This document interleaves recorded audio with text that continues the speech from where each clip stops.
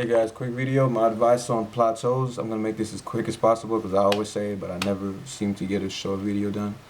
I talk so damn much.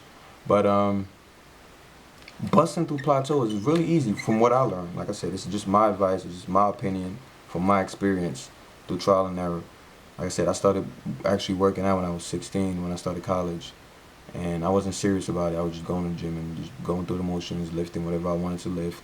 I was neglecting body parts. I was only doing biceps and chest. No, I was biceps and chest because that's what everyone was, kind of into at the time.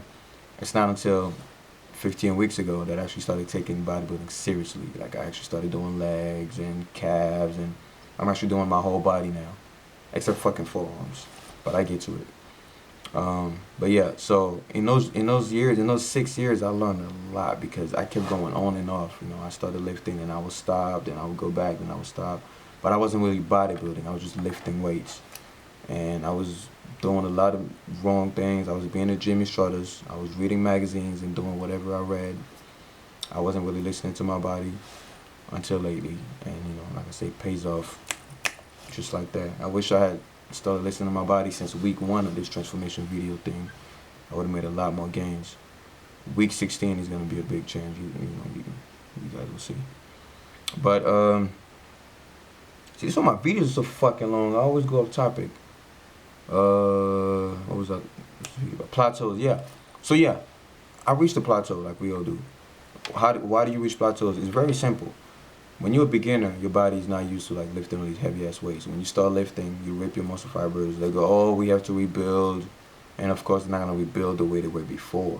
I mean, the whole point is your muscle fibers are like, okay, we don't want to rip again, so they always rebuild stronger than what made them break. So if you were lifting 30-pound dumbbells and made them rip, they're gonna rebuild strong enough to resist 30-pound dumbbells. That's the whole point in a nutshell. If you benching 180 and you rip your muscle fibers in your chest, when they rebuild just enough to be able to handle 180, right? If you want them to rip more, don't do 180 with more reps like most people say, because half of the time the lactic acid is gonna come in and fuck you up, and you're gonna stop before the muscles rip. So what you wanna do is you wanna increase the weight, right? And try it again. Now your muscles have rebuilt. In that example, they have rebuilt to resist 180. Now you're doing 190, so they're gonna rip again, and they're gonna say, okay, let's rebuild just enough to hold that, to be able to resist 190. Same concept. They rebuild for 190, go to 200. Just keep doing it until your muscles, But now, why do you reach plateaus? Very fucking simple. Your diet. You're not eating enough to rebuild your fucking muscles. Like I said, they're breaking and rebuild. They're breaking and rebuild. How do they rebuild? Well, see, think of your body, your muscles as a building. Quite simple. A building made of bricks. When you lifting, you breaking the building, right? You breaking it, it falls apart, the bricks on the floor, whatever. You want to rebuild the building with better bricks, right? So you hire this company, they ship you a whole bunch of bricks. That'd be the equivalent of your meals, right? They ship you a whole bunch of bricks, and now you want to rebuild this building that you broke because you want to make it better and bigger. First thing you need is what? Workers. You need workers to, put the bricks on top of each other. Your body's workers are testosterone and growth hormone and all that shit. Now, in real life, you want your workers to have, let's say, training, right? You want them to be strong enough to, build the fucking building. Compared to your body, that would be like eating your healthy fats, because without your olive oil and your peanuts and all those healthy fats, you're not going to produce a lot of testosterone and growth hormone. So you're not going to be able to rebuild that fucking building. Another thing is you need bricks, right? You need fucking bricks to build a building. Your body. You need protein, amino acids to do that shit. But now, back to the building situation. You have your workers, which is the testosterone. You have the building, which is your body. You have the bricks, which is the protein and amino acids, whatever you want to call it. But now one thing is missing. Who's gonna deliver? You need a company to deliver the bricks to those workers every day, right? Every day, hey, here's a new shipment of bricks. Here, boom. The truck that's gonna carry the bricks to your construction site is insulin. That's why you need carbs. When you eat carbs, your body releases insulin. Insulin takes all the carbs and shuttles it to your muscles, right? But since you're eating carbs and protein and they're entwined together, your body takes the proteins too, as it takes the carbs to your, to your muscle. Your body also takes the proteins and shuttles it directly to your muscles, rather than your proteins being wasted, because your body doesn't store protein; it just gets wasted. So I hope that's a good analogy. Like, you have the building, you have the workers, which is testosterone, you have the bricks, which is the protein, but you need the truck that's gonna carry the bricks to the construction site, which is insulin. And without carbs, there's no insulin. So I'm going off topic, man. Yeah. So yeah, the whole plateau thing is because you're not eating enough. So your body's breaking, and you increasing the weight, like 180, 190, 200, but you're not increasing the way you eat. You understand what I'm saying? You used to eat 2,000 calories, you were doing 180 pounds, 10 reps. Now you're doing 190, 10 reps, and you're like, yeah, I got stronger, but you're not increasing those calories. You gotta understand the concept of, you increase your training intensity, increase your dieting, increase your calorie intake. If you're lifting heavy, but you haven't changed the way you've been eating for the past couple of weeks or months, you're gonna reach a plateau. Your body's just gonna rebuild to the point where it's like, okay, we can't rebuild no more, because now you're lifting a lot more weights, which requires a lot more bricks to rebuild, right? You're doing more damage, but you're not supplying enough bricks to rebuild. So finally, your strength plummets and you reach a plateau. That's all it is. That's the number one reason why people reach plateaus. They forget that, I'm getting stronger, but they forget to change the way they eat.